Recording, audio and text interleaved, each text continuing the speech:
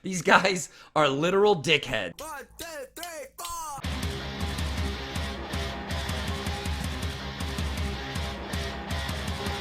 Hey everyone, it's me, Von Klaus. I'm counting down the hours to Monster MD.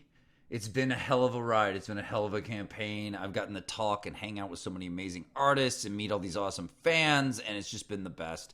We were at 48,931. Well, let me refresh. Let's see where we're at. How does this look?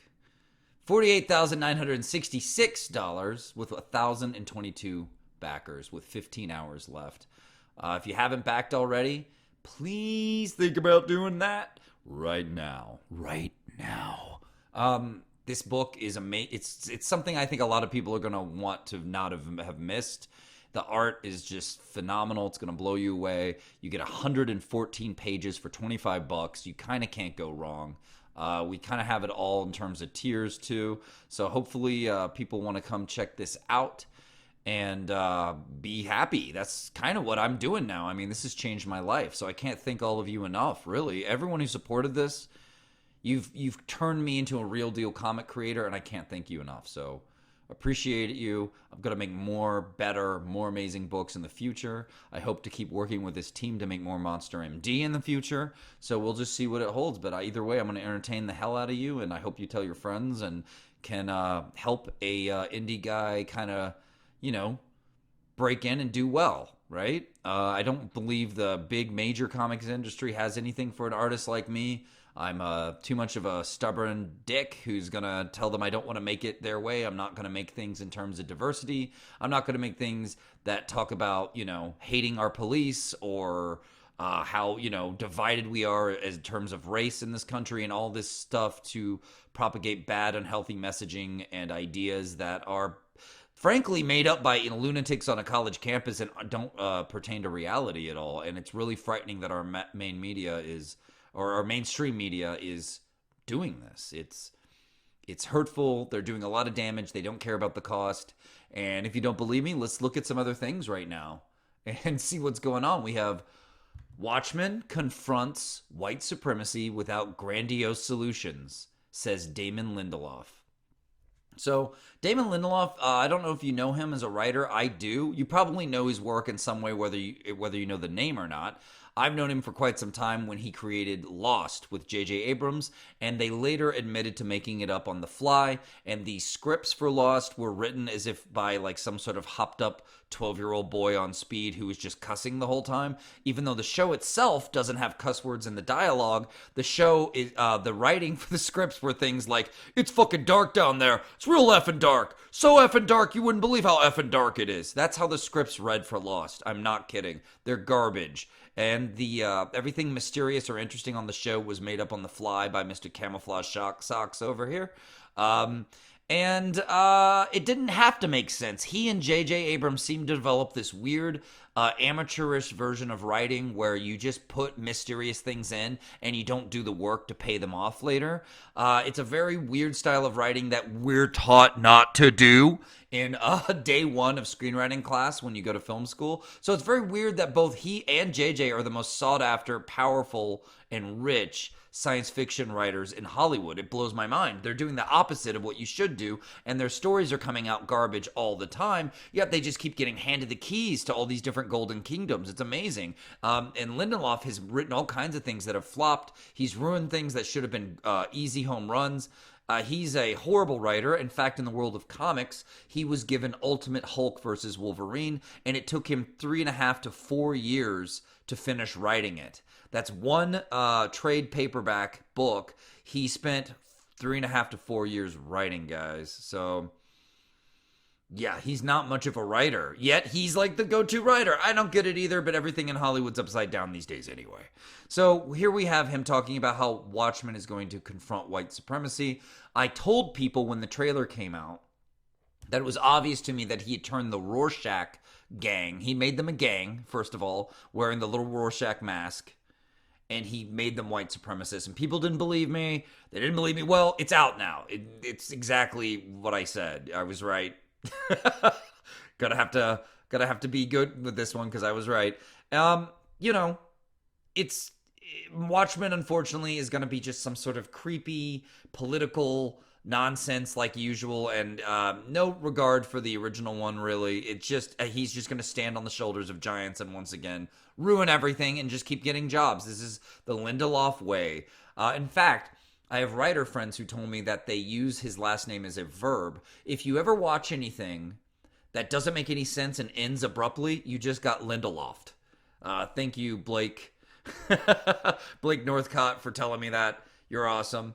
You're right, too, by the way. It is a verb, and people are doing what he does in writing these days because he's getting jobs and people are seeing it as acceptable. Anyway, I really want to make a point about this new Watchmen in terms of white supremacy and creating race baiting type entertainment with it, which in itself is wrong and horrible, but I've got a personal problem with it, to be honest. Okay?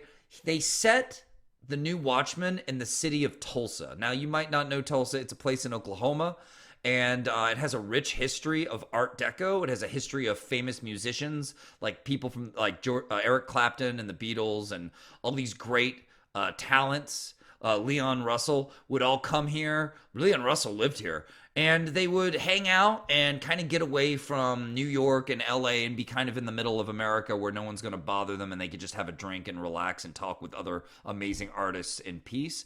They filmed The Outsiders here. Great movie with a great cast of people who went on to be amazing stars.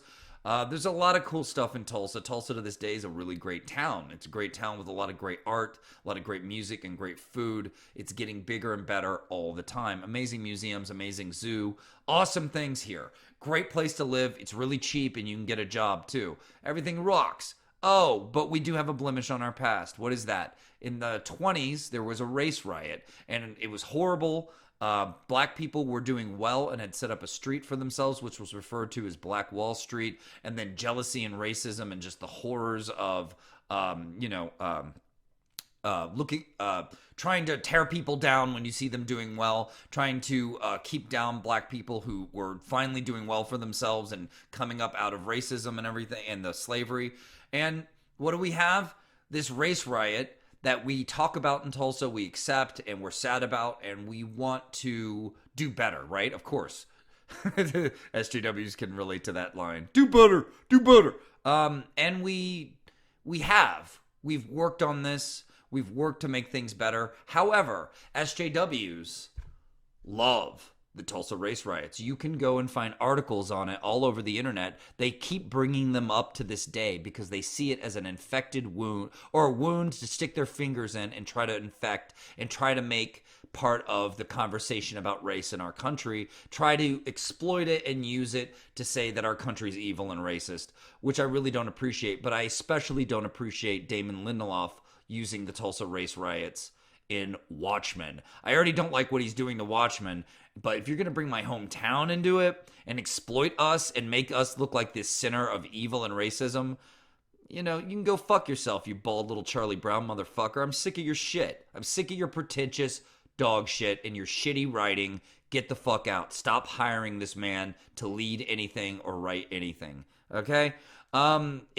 Tulsa does not deserve this type of treatment. SJWs are obsessed with it because they're looking for any way they can to flare up problems with race relations in our country, to lend itself to the idea of our country being built on racism only and not built upon anything else that eventually led to us abolishing racism and slavery in this country. I mean, that's what it was built on, the freedom that you and I totally take for granted every day. We built it and we ended up abolishing slavery and trying to make things better for everyone. It will never be a perfect road to do that, but we've done better than most people. I mean, who are they comparing us to that they're so critical all the time?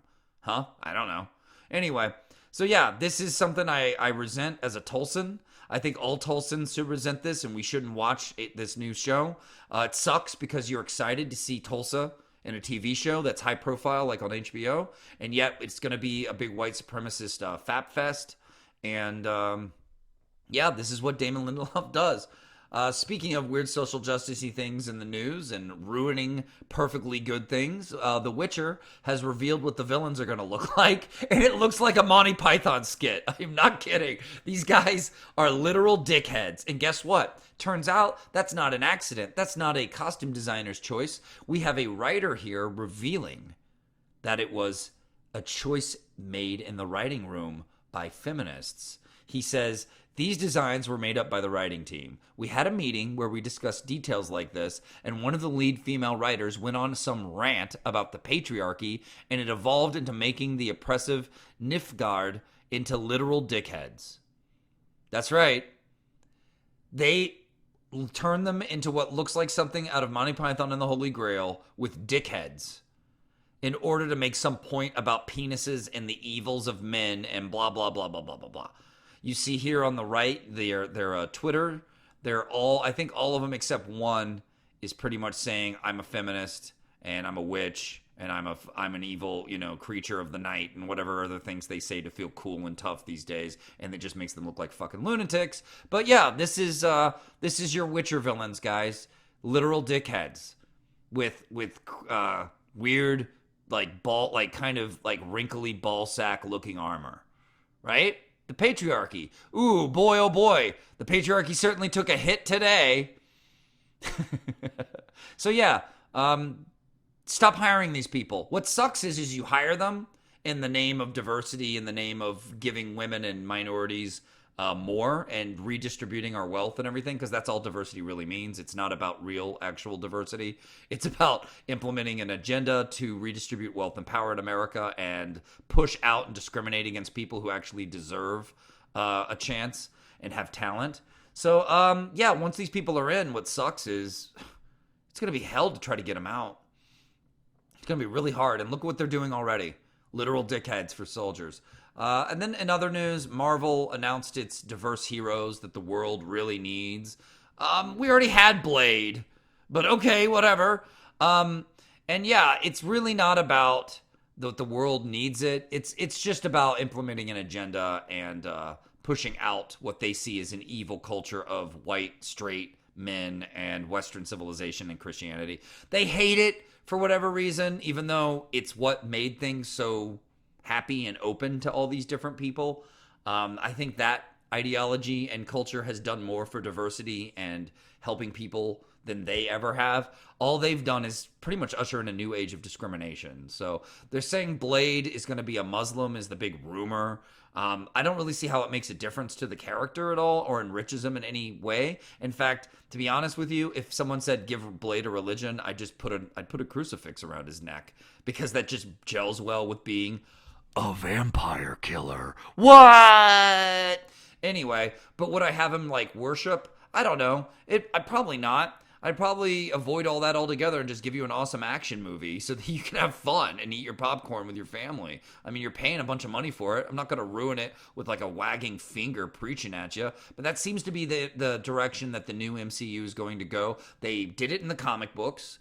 They hired this Muslim woman to take them over, Sana Amanat, and she was their diversity officer, if you will.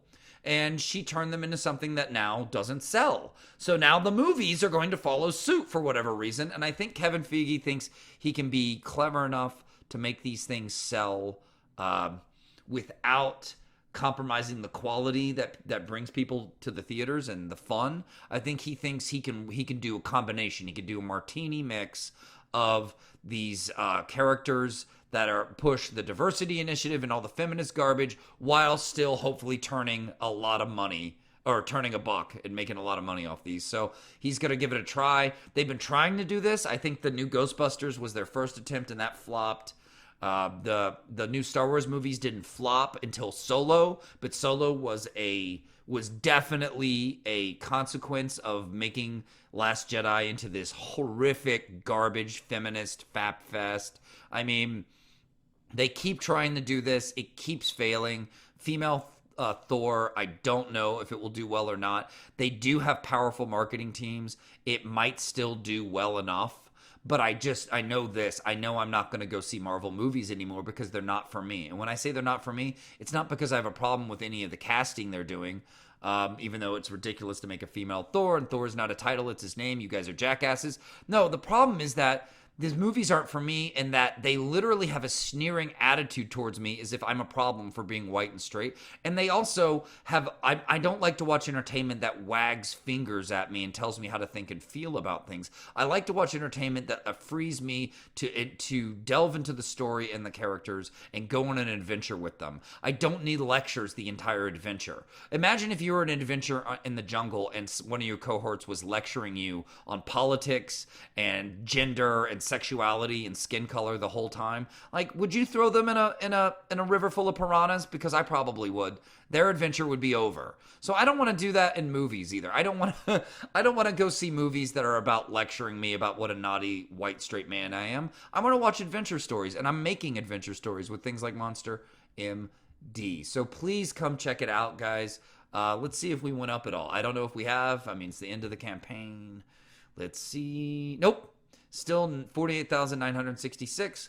Feeling really good about those numbers. I want to hit 50K. I have over 1,000 backers. These were my goals for this book. I think it's a really amazing book that is the best thing I've ever made, and I really hope you guys will check it out and give it a support on Indiegogo. I really appreciate you tuning in. I'm Vaughn, and take it easy.